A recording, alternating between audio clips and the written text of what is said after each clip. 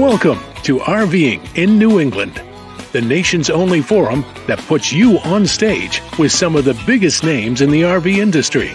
This program is brought to you by Lee's Family Trailer Sales and Service, one of America's fastest growing RV dealerships. And now your hosts, John DePietro and Bob Zagami.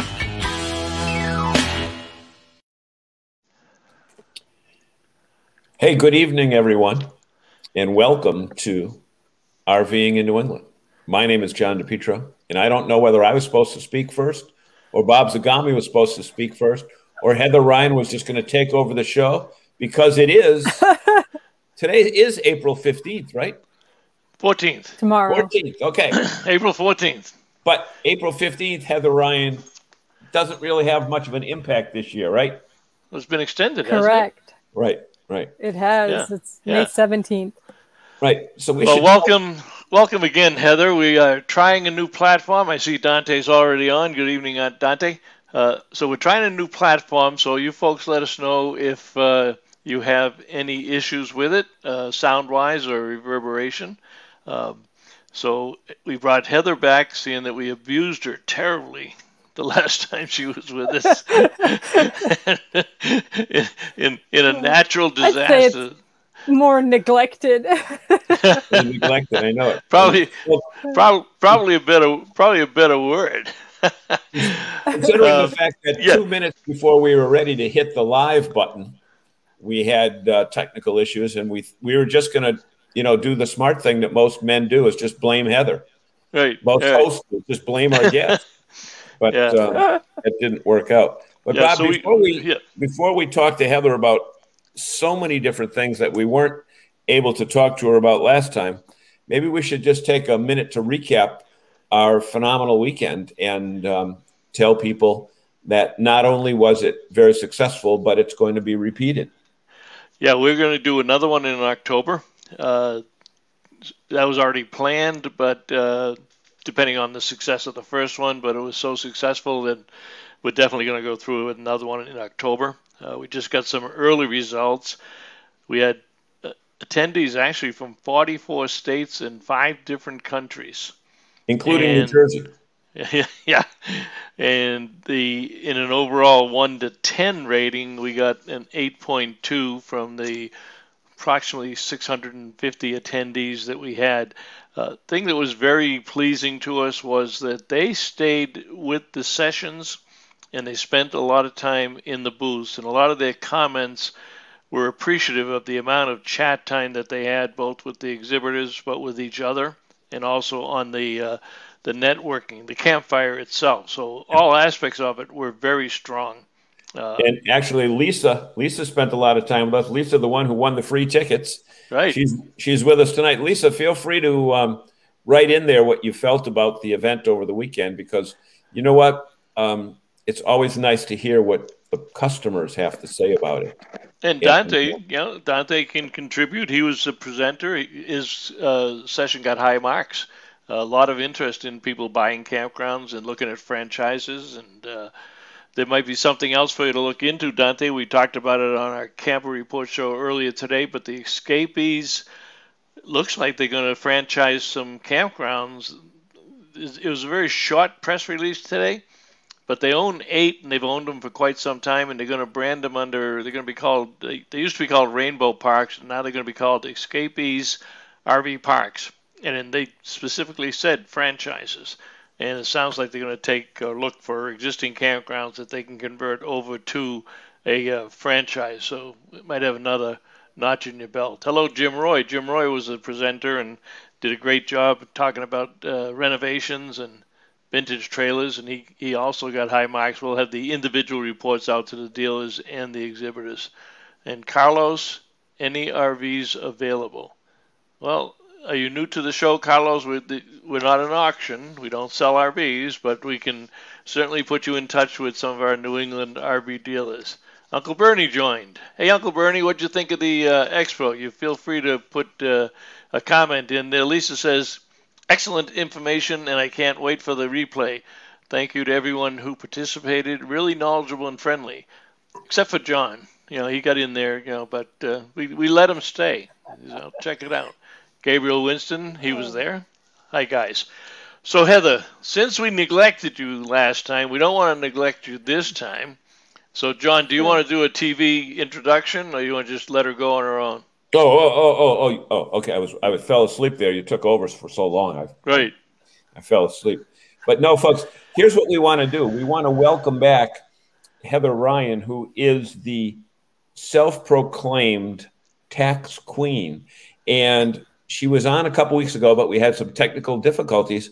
But after we lost the picture, so many of the people who were on the show said, geez, I had this question. And I said, immediately, we have to get her back. So since we devoted last week to the promotion for the expo, and that seemed to work, we've got Heather back. And you know what? We say, well, why are you having somebody on with taxes at this time of the year, so late in the season when April 15th is tomorrow? Well, the fact is, Heather's going to tell us that the tax filing season has been extended, at least in Massachusetts as well as federally. And I know Heather will be able to tell us whether all states are participating in that extension. But Heather, tell us a little bit about your background as to your RVing prowess and also your accounting prowess and your ability to officially call yourself the tax queen. Sure. So I've been on the road with my husband for 4.5 years, full-time in a fifth wheel.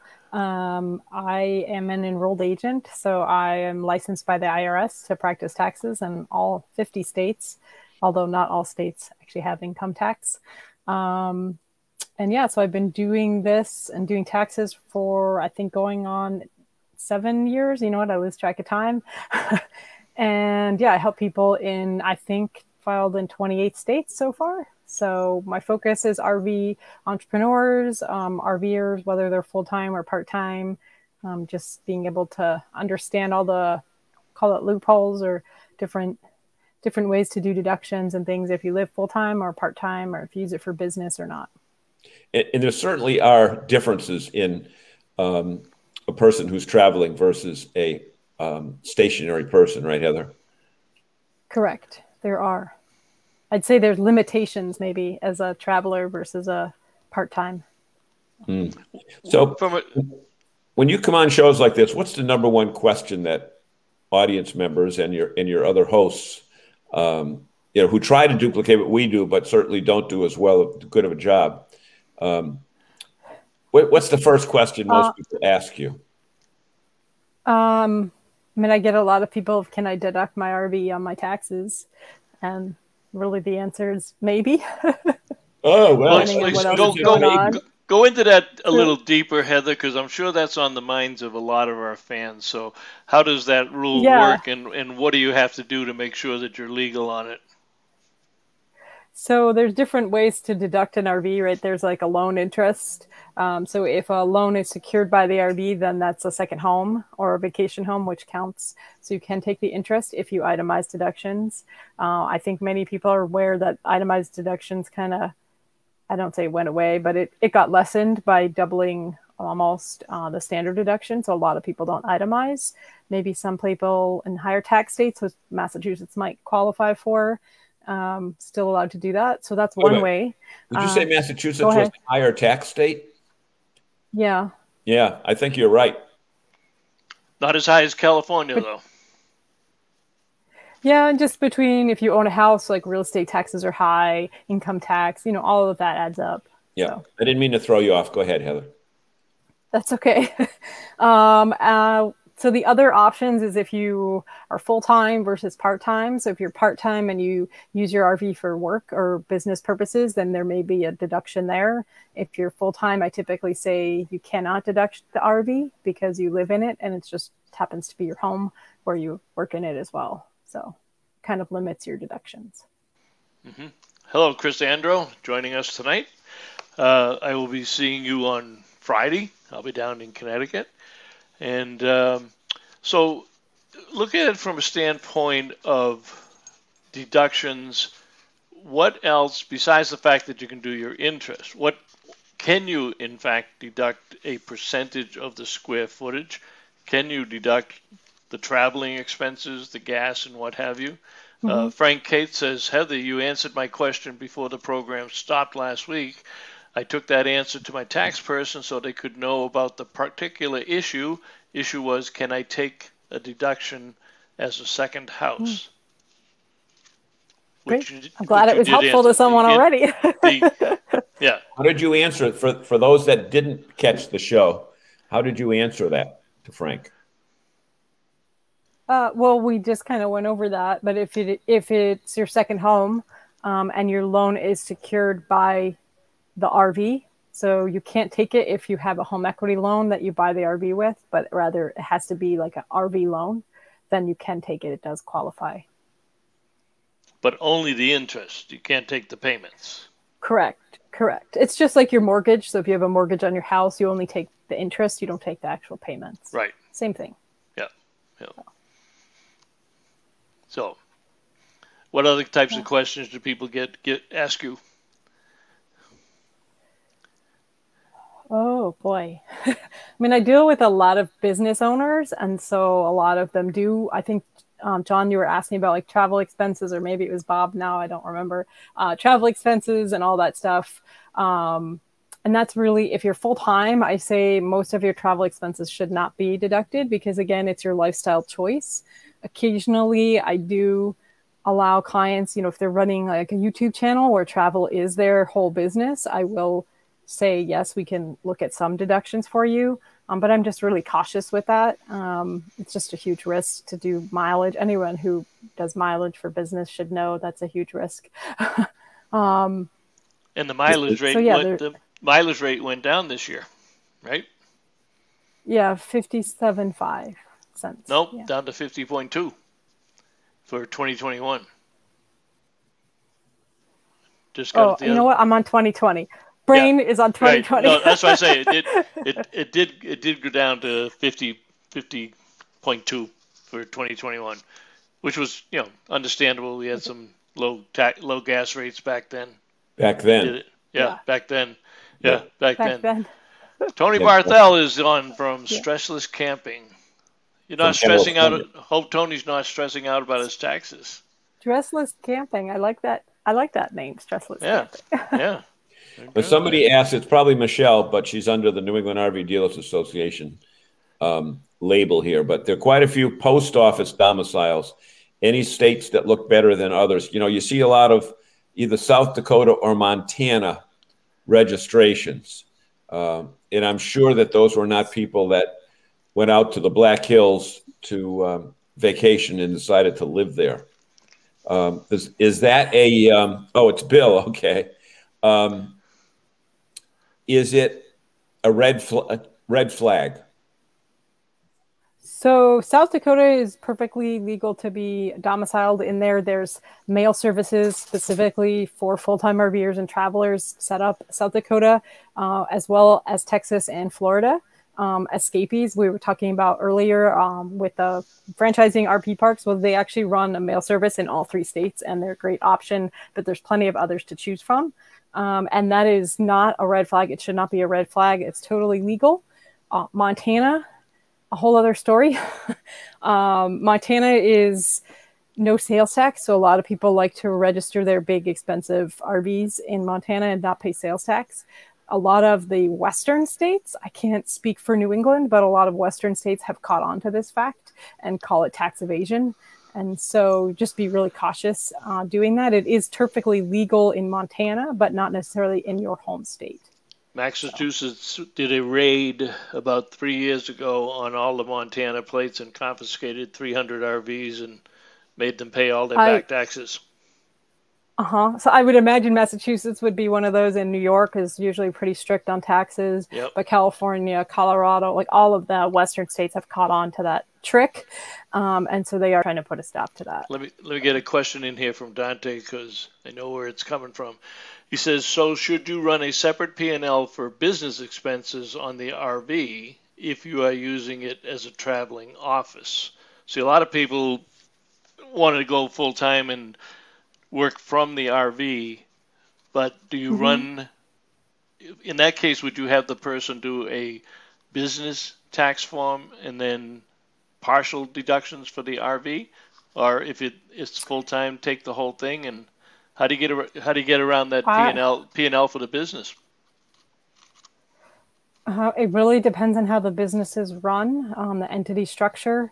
But I'd just be really cautious if you just say you're working from the RV. And I know in 2020, because of COVID, it's become more popular. People are working from home and able to travel more.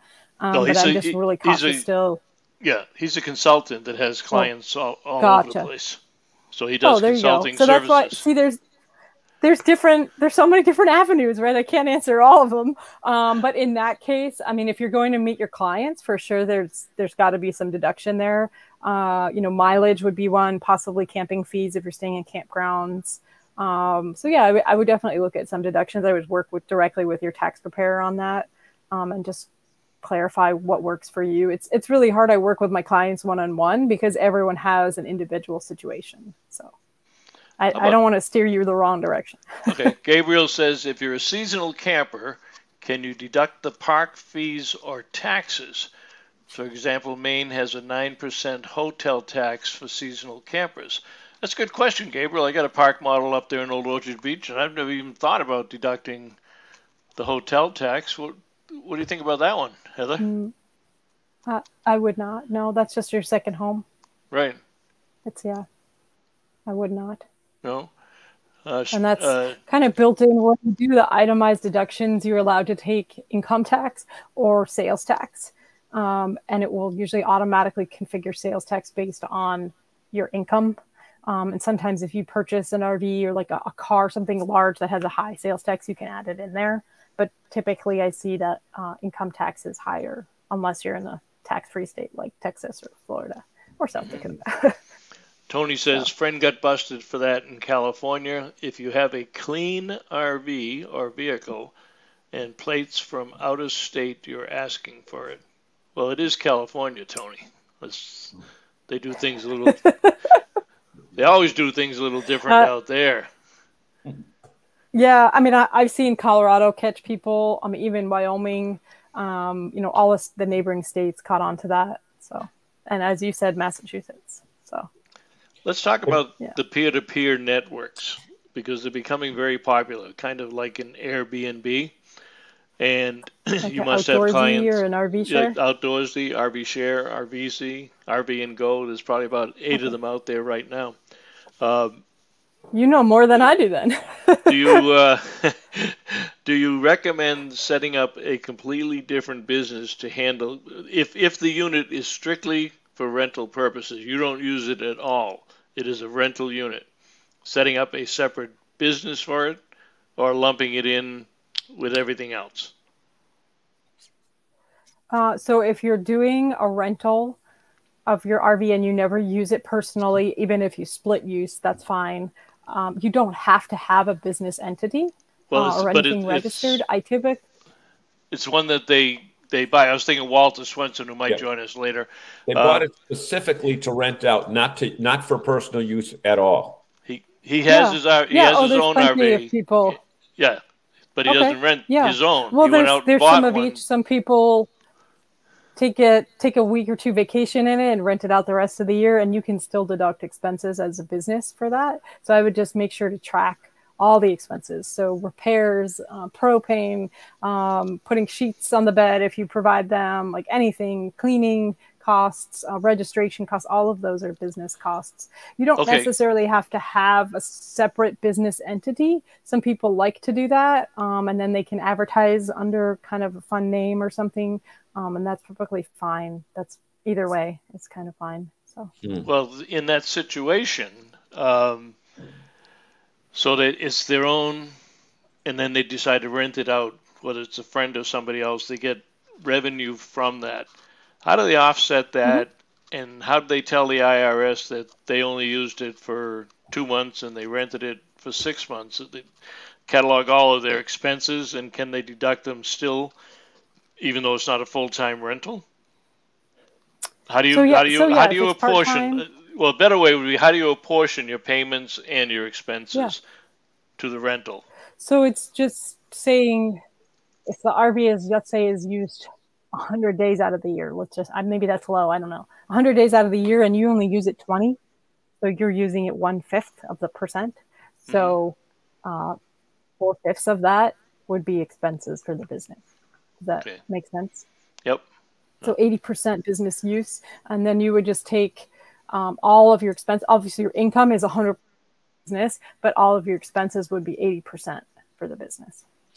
Hey, Cal, Heather, one of the things that is different from our show than many of the other places you may have been interviewed is, but we have one of America's most knowledgeable studio audiences. And as I look out there all the way from California to the U.S., but Kim McKinnon is writing a book, and has written several books. We should try to hook you two up, because there may be. What's the book on?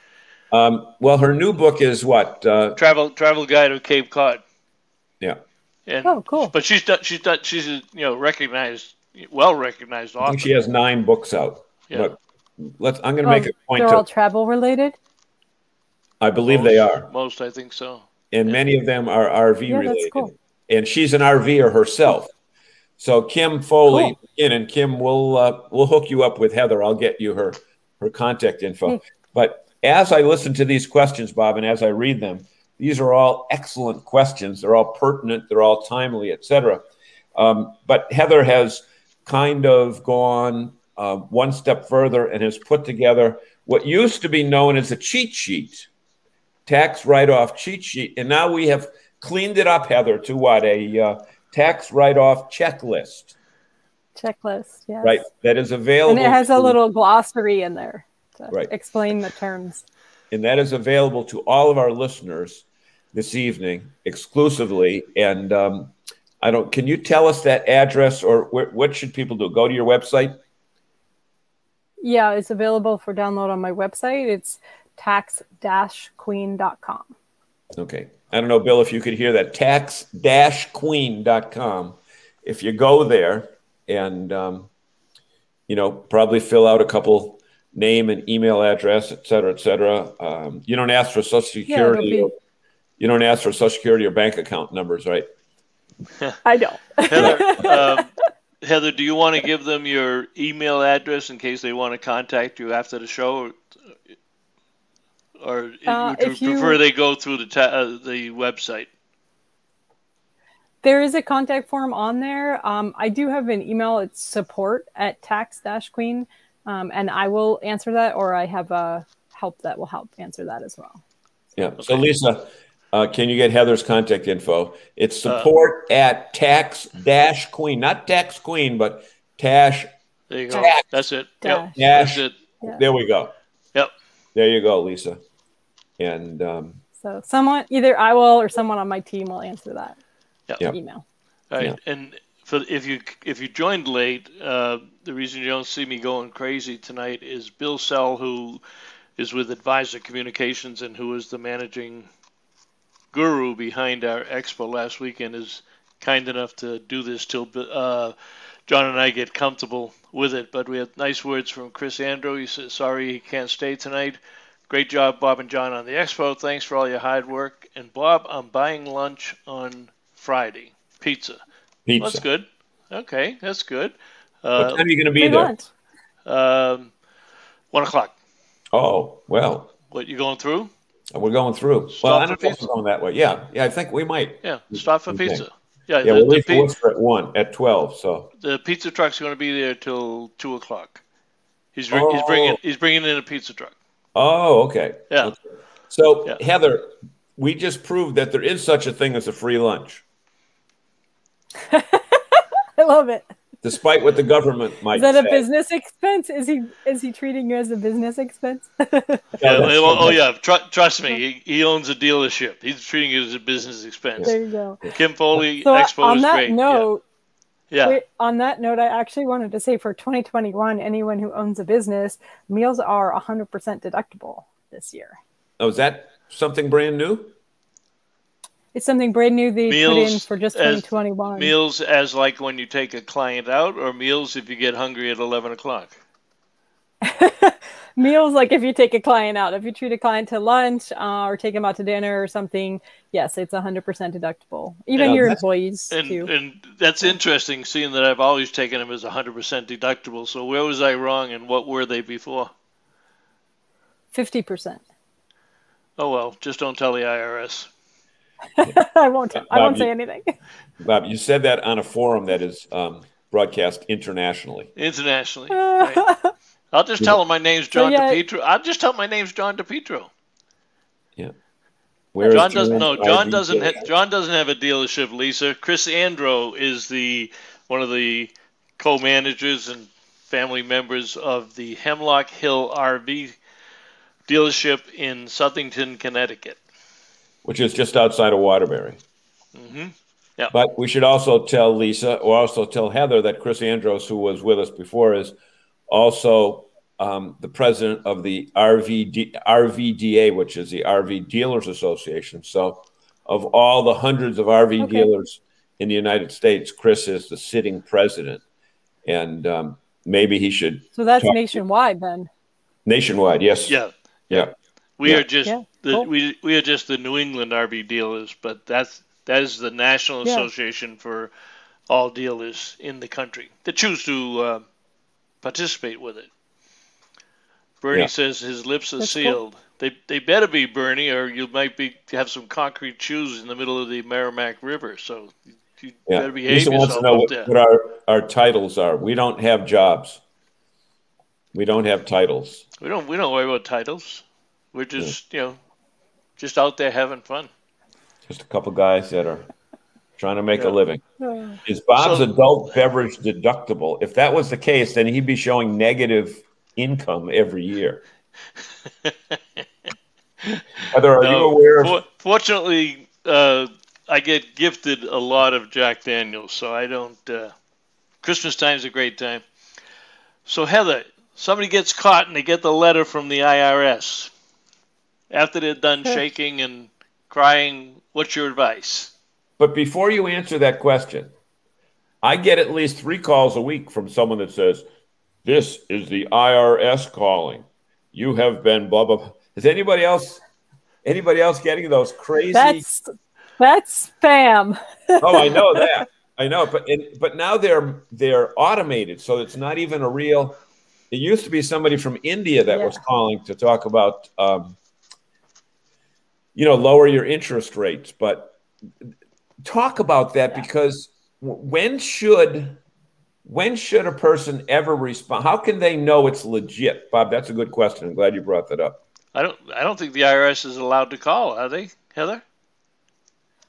I have never seen the IRS call a taxpayer. Maybe if you're in an audit working with somebody, then they will. But before that, they will not call you. It's always mail, snail mail. You'll get a letter in the mail. They're usually pretty obvious to tell that they're real, although I haven't heard anyone that's spoofing it.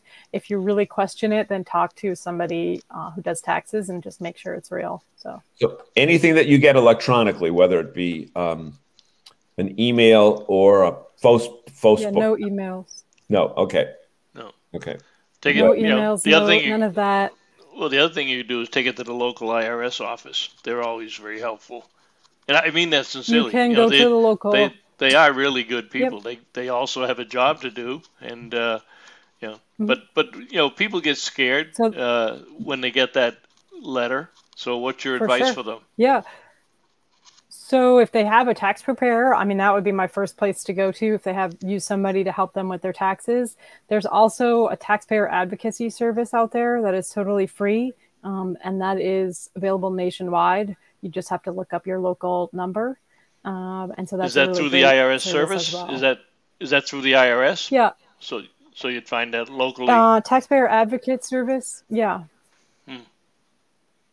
Somebody on your and then side. If you run a business. Somebody what? I don't know if it's run by the IRS or if it's. I said somebody on your side at the IRS. That's interesting. And we lost Heather. Yeah. So Gabriel, say anything bad about the IRS? No, they shut you off. Yeah. Out the She came back in another window. How'd you do that? Life. That was like playing dominoes. She didn't like being on top, so she wanted to hold us up, I guess. Musical chairs. Yeah. Musical chairs? Yeah, sorry. Yeah. You got kicked out. All right. Bill has just posted the IRS Gov Taxpayer Advocate there you go. URL for you. You'll do that. So that's a great option. And if you're a small business owner, there's usually small business development centers in most major cities. So that would be a great option too. Heather, what about business owners that have to travel, or if we ever get back to traveling to national conventions and educational conferences? Any guidelines around that? I mean, as far as taking your RV or just travel in general? No, travel in general. So they may let's say one of our dealers here that goes to a national convention. Yeah. How is everything deductible? Yeah, for sure. Flights, if you get a rental car, hotel, your meals that you eat while you're there, even the cost of attending the conference or the convention, for sure. That's all deductible. Gabriel says, I think we should start in 2021. I think travel should start happening again. There's some live events happening. So. Yeah, we just heard the other day that in June, the World of Concrete gets 140,000 people in Las Vegas every year, and they're going live in June with 140,000 people. Our national RVDA meeting is in November in Las Vegas, but that's only usually about 500 people. But that'll be a real test of the everything under the sun in Las Vegas for that one. Gabriel says, reminds me of the old Hollywood. Oh, yeah, the old Hollywood Squares game. Yeah, mixing and matching up here. And then Tony. Tony. You go there to cement the relationship. Real good, Tony. Tony, I go there to see what the latest concrete shoes are, in case we have to use them. Yeah. And speaking of that, we should take our break here so that we can pay some bills. Okay.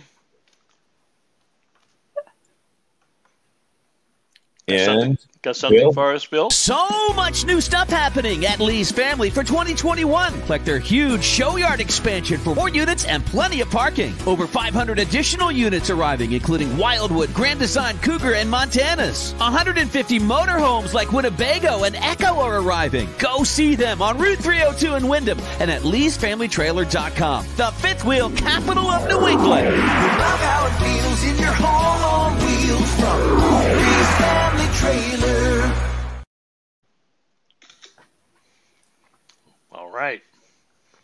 And speaking about the Winnebago Echo, for those of you who have been following it to see when it's coming online, it is in production right now in Forest City, so it should be showing up at dealer lots within the next couple of months. That's going to be a very hot product. So, Heather, you also RV full-time and have been for a while. I do. In your carriage. 4 years. Yes. In that beautiful carriage. Going on 5 years. Yeah.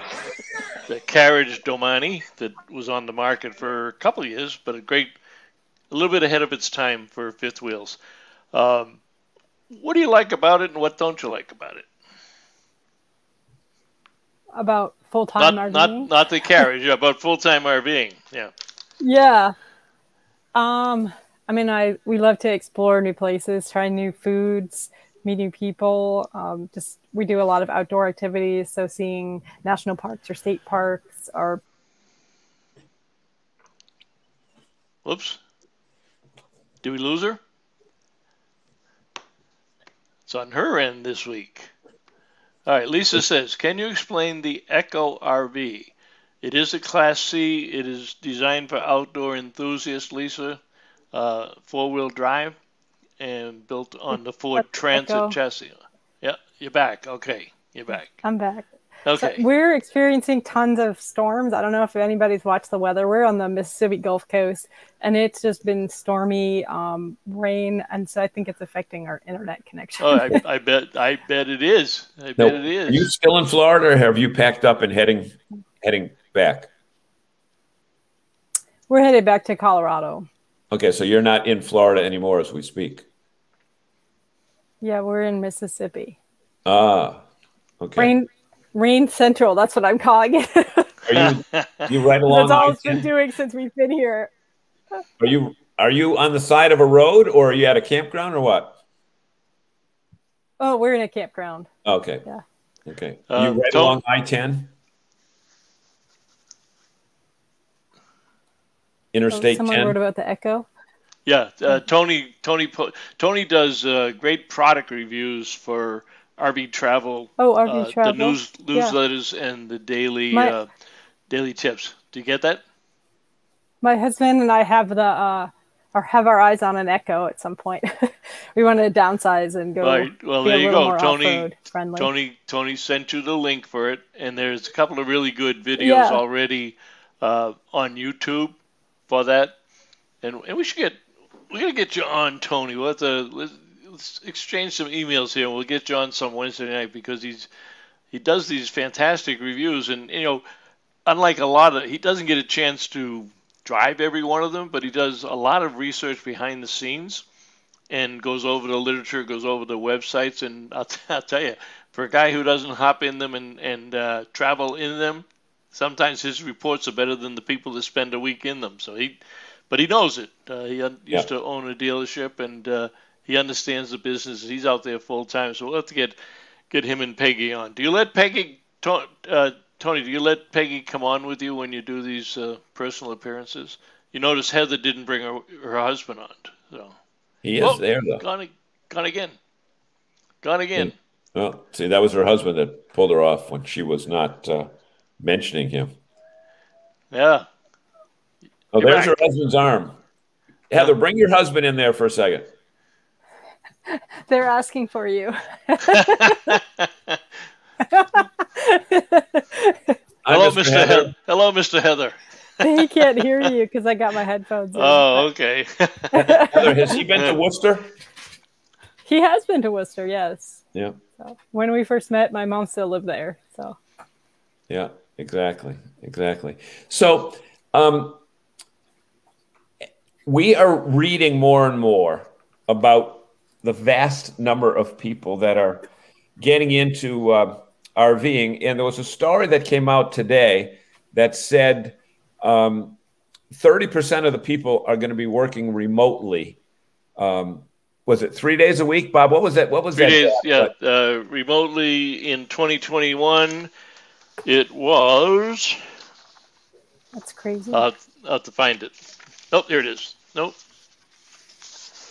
Was that the Thor 30? report? This was on the Go RVing infographic that was published in RV Pro today. 30% of the workforce will be working from home several days a week by the end of 2021. Right. And now Heather has done something that I said more and more people are going to be doing. The term work from home is going to be pretty flexible, because it really should be working remotely or working not from the office.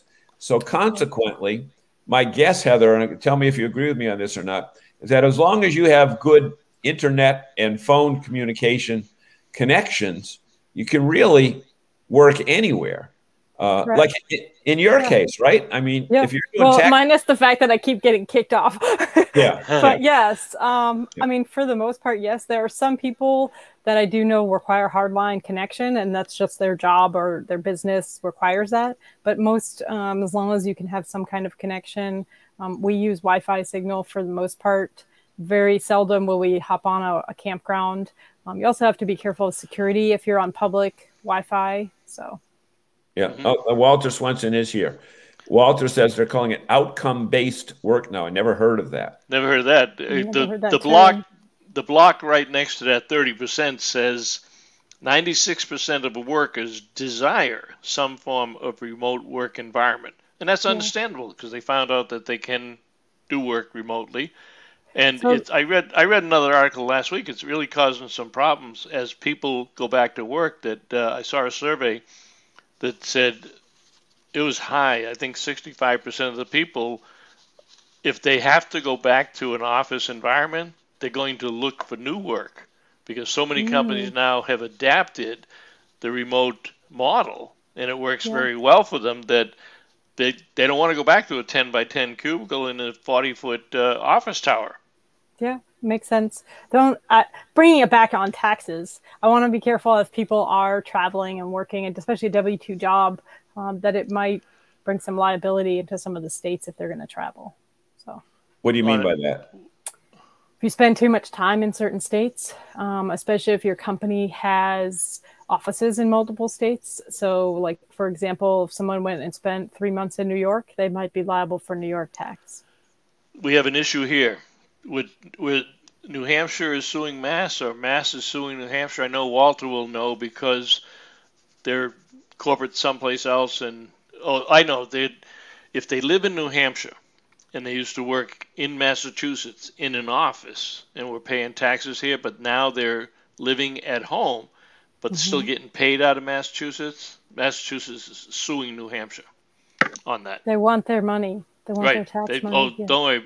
Yeah, Massachusetts doesn't miss any chance to take our money. And it's very common, actually, right now. A lot of these COVID-19 rules are, work from home. Things are just being kind of established because of that, and because so many people are working from home and traveling. So I'd be really cautious as you're traveling.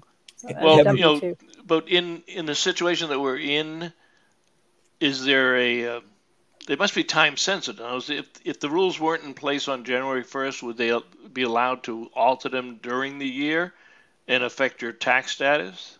Or does it have to be in place by the December 31st? You said yes with no hesitation, Bob. Yeah, I mean, the IRS just changed rules like March 12th for 2020 tax season. We're in March 12th, 2021, and they backtracked. So I don't see why a state couldn't either. So, Heather, let me ask you this question. With a person who does taxes, you're an enrolled agent with clients all over the country, right? Are you finding, are most of these RV-based clients or not? I would say 75% are full-time RVers, or have some tie to RVing. Okay. So let me ask you this question. There used to be the phrase that working from home meant taking the day off. Okay. It used to be. Okay. Prior to March 13th, 2020, working from home usually took place on a Friday, and in reality, it took place on a golf course. Okay. Are you finding that many of your clients have said that since they've worked from home, that they're putting more hours in per week than they did when they were in a traditional work environment? I think it just depends on the person and what their job is, and whether they're in meetings all day or they're working, by themselves, kind of just maybe, doing program or something, but not in meetings, or just doing some emails. I think it really depends on the person. I think a lot of people choose, as far as full-time, to have a little bit more balance or spend more time with family, outside hiking or doing whatever they love. So I actually think, I don't think that they're working anymore if they don't want to be. Because the thing that I've heard people say is that what they've done is they still get up the same time of day, but they've traded their commute time for desk time. And you see a lot of people, when they send you an email, again, taking time zones into consideration, but it's well before that 8:30, that former start time of 8:30. So I know Bob says he gets up if he's at the desk many times at 6 a.m. I'm just wondering if maybe our viewers want to mention, are they working longer because they're not in the office, as opposed to are they dogging it like they would be if they were in the old environment? I think that's an issue. I mean, so if you say I get up at 6 a.m. and start work or start on my emails or whatever, do you stop work at 2 p.m. or do you go till 5? So that's the difference. No, right. You go to 6 and they wind up being 12-hour days. Right. Yep. Right. So, and that's the thing, do you get up and do some emails and then you go out for 2 hours and take a hike and come back and do some more work? Is it more, interspersed throughout the day? Or maybe you your kid wakes up at 8 a.m. and you feed them breakfast and get them set with their day, maybe for school, especially these kids that were homeschooled or just home from school because of COVID, all kinds of stuff. There's all kinds of stuff that every family has to work on its own and figure out their schedule. So. Yep. Well, look at these. Quick question for. Look at these responses. Frank Belandri. Was Frank? Frank, when is the mobile mansion coming? And Frank will know what I'm talking about. Walter, Lisa, yes, the shows, all the presentations and the display booths from the expo this weekend will be posted within a week. We're just cleaning up the files and getting that ready. And because you were an attendee, you will get notification of when those are available. Yeah, but Bob, her question just above that before was, are these shows available for replay, meaning the Wednesday night shows? Oh, is that what you meant? Same. Oh, okay. Yeah, they are archived. I know when we were using the Be Live patent platform, all of the shows were archived on our Facebook page. We're still determining if these will be, and we'll be checking on that and let you know. We are broadcasting over Facebook, so I assume they will be archived on our page also. And coming soon, you'll be able to watch these live on YouTube as well at the same time. So some of you will be Facebook people, some of you will be new YouTube people. Cool. So Jim Roy says it's 7:45 and I'm still at the shop. Yep. And he was probably in there at 6 o'clock. Yep. Restoring all those great Airstreams. Frank Cates retired now. When I worked for a large company years ago, most of my work was done remotely. That was 2008. Auto damage appraiser, traveled all day, all week, tethered to the company by computer, eyes constantly on the crew. Spent minimum 10 hours a day. All right. And I think Frank Bill says has shipping next week. Okay. All right. Are we going to have a party when it arrives, Frank? Kind of like a coming out party? Not that kind of coming out party. Dante, Bill says what's Dante shipping next week? Oh, he's buying a gigantic 45-foot mobile suites fifth wheel. Oh, nice. Top of the line. And all I've seen is the outside skin so far and some of the interior stuff, but it's going to be really nice. Yeah. Let's see, Walter brought up a clarification. That is why we call it outcome-based work and don't have working hours. In other words, get the job done. I don't care whether it takes 2 hours or 2 days.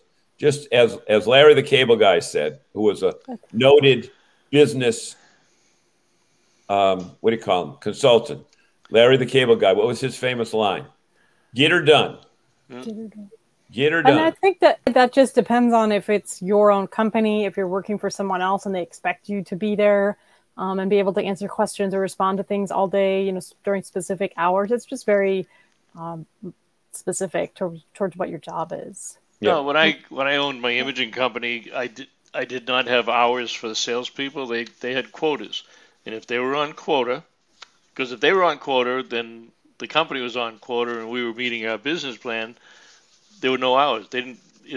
If they could make their quota and work 2 hours a week, go play golf, go drink. Yeah. Somebody else might go for a hike. if you're not making a quota and you're working 40 hours a week, you either better get smarter or work harder. So, so I agree. I like that term, Walter. I really hadn't heard that, but yeah, let's judge people on the output and what you expect them to do and how well they do it, and not worry about when they do it. Yeah, and salespeople generally are outcome-based because they're motivated by that paycheck on a commission. But there are sales managers and business owners that have a stupid philosophy that want you there on Friday afternoon at 4 o'clock or Monday morning at 8 o'clock, when in fact you could have gone straight to home, right to the client. But no, they didn't trust you, so you had to go back to the office to start the day. And again, there's exceptions to every rule. And Heather, we know I think that's changing, though, too, as more people are working from home and being productive. I think some people find working from home a distraction, because if they have children or a husband or a wife, they have to set boundaries with them. So it just, It can be challenging. Good point. Oh, the good news, Frank says there will be a big party when the unit arrives. Pictures. All right. That's good. Yeah. Yeah. That's going to be quite a thing. So I don't understand Bill's note to Dante. He says, very true. Dante says, John, they are actually working more now. I agree with that. I find myself doing more. Yeah. Well, Dante says commute time is now desk time, and it's true. Yep. It's true. What are you going to do? Sit around the house for an hour and a half or 2 hours? And when you think of the wasted time that people spent in that train or on that bus or in that car, when I think of that I-95 run with those people from Stamford into New York City, before there were phones. Or trying to get around the Beltway in Washington. Right.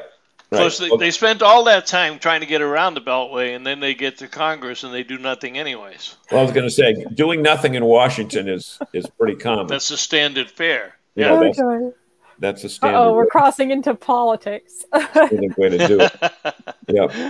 Yeah. Well, no. And we mean it from both sides of the fence. Right, yeah, they're equally bad, yeah. They're equally bad, okay. Right. Any more tax questions from our audience? Walter, did you get all yours answered last week in terms of your investment into the RV rental business?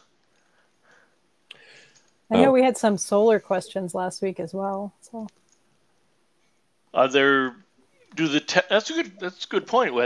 Do the tax benefits for houses apply to an RV if that RV is in fact classified as a second house, or if you were a homeowner, can you only do it for one house? As far as a toilet, right? What's that? What? As long as it had a toilet in it, it was considered a second home. A toilet, but the tax and credit may be different. Facility. Right. As far as I know, it's treated for both. Okay, so if John had solar on his house in Worcester and took a tax credit, could he also go down to his Cape Cod house and do solar and take an additional tax credit? Is it per structure, not per structure? Per structure. Yep. So it'd be per if he sold RV. that house and bought a new house, even in the same city, that's fine too, and put it on. So if Walter equipped his rental RV with portable solar panels, he could deduct them. Mm-hmm. Okay. Yep. Interesting. I don't know how great solar is in New England. We don't have enough sunny days.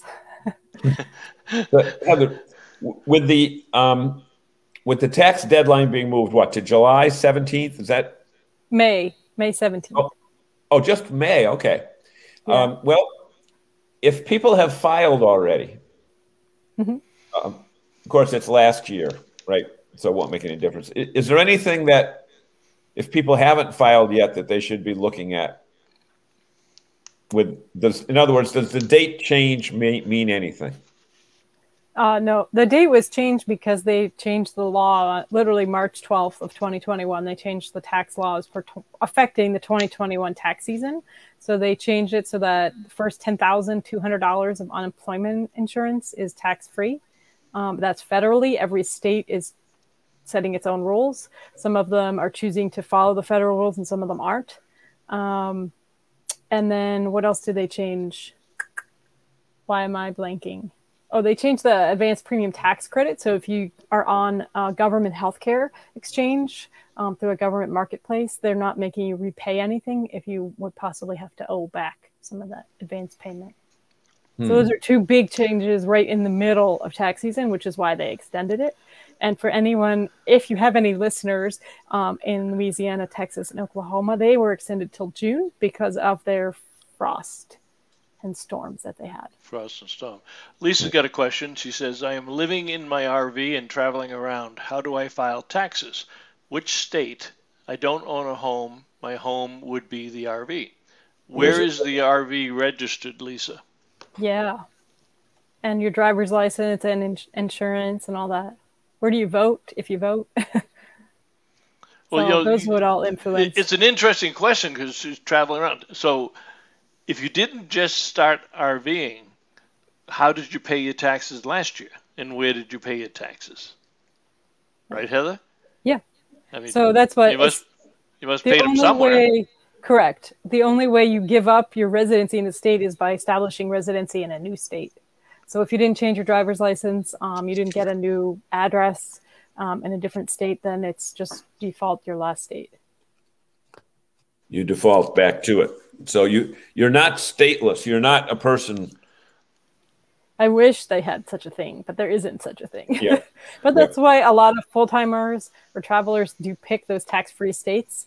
Florida, South Dakota, and Texas. For that very reason, they don't want to pay state taxes when they're not there utilizing the services. So, Wait, Heather, before we go, talk again about the sheet that you tax tips that you have and what people. Oh, the book too. The book. Yeah, where's the book?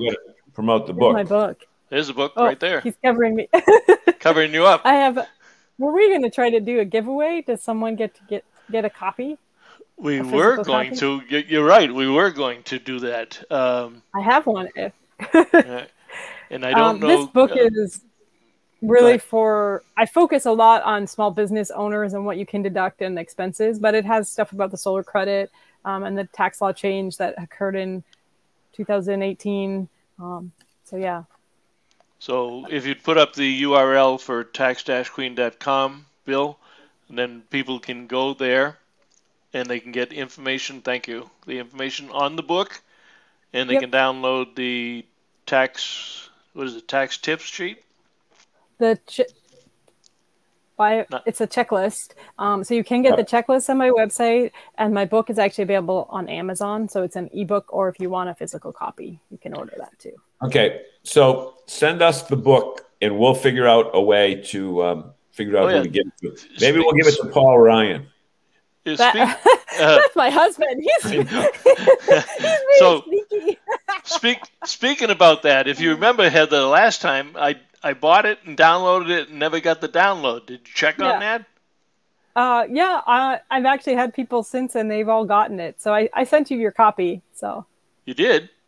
I didn't did. Get it. I didn't get it. Maybe it's in your spam folder. Maybe that's it. I'll have to check. Yeah, it's a good thing. Yeah, that's a good. Okay. I never checked the spam folder. I just send you your PDF, so you should have it. I probably have it. All right. Okay, so how are we going to give it away? We're going to give it away electronically, or we're going to give away a physical copy? I have a physical copy. Okay. I'm happy to give it away. Send it. I'll send you. Bill, Bill, can you tell how many comments we have total from where you are?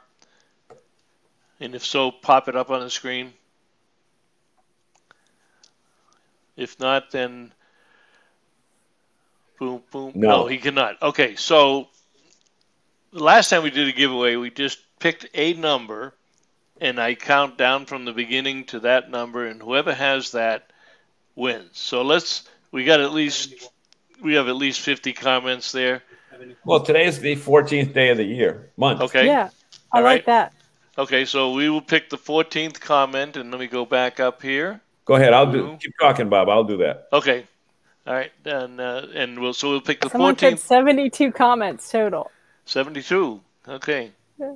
Did your husband figure that out? Can he see it? No, someone put it on somebody. Bernie. Bernie Cullerton. Okay. All right. So we're gonna do. All right. So we're gonna do the 14th comment, and don't count that first StreamYard. I got Chris Andro. Chris 1, 2. Okay. All right. Chris Andro. Sounds good. We will get. Do you want his email? You're gonna send. I'll send you his address, Heather. Yeah, physical address, and he'll get a physical copy. Okay. Super. All right. All right. Well, I want to thank you very much for joining us tonight, and we got through the whole show without a major disaster. So, thanks for having me. This is our second week with the new. Huh? Daylight where she is. Yeah, I saw that. Yeah. Oh, which wrong way? Yeah. Any closing comments, John? No, you know what? It's always refreshing to talk to people that are in the lifestyle when they talk about the business, because so many times there are quote unquote RV experts out there that have never spent a night in an RV. So the fact that she has done so certainly gives it a new light, and somebody just turned the light on. Yeah. So Frank was concerned that you might not be able to count that high. Well, see, Frank, that's why we did 14, because John can't get past 20. And look, we're already up at 74. Thank you. Lisa says, thank you all for everything. I can't get enough of this. Just love the information in the community. Great. Bernie, another great job. Thank you for the insight. All right. Heather, last word. You want to say goodbye to our fans? Yeah. Good night. Thanks for being here, and I look forward to seeing you on the road. All right. We're gonna now don't everybody leave quickly. Now we're gonna play our closing commercial. Heather, thanks very much for joining us. Yeah. Thanks for having me. Thanks, Heather. This edition of RVing in New England was brought to you by Lee's Family Trailer Sales and Service, one of America's fastest growing RV dealerships, and was a presentation of the New England RV Dealers Association. Thanks for watching, and be sure to like us on Facebook, YouTube, and Instagram.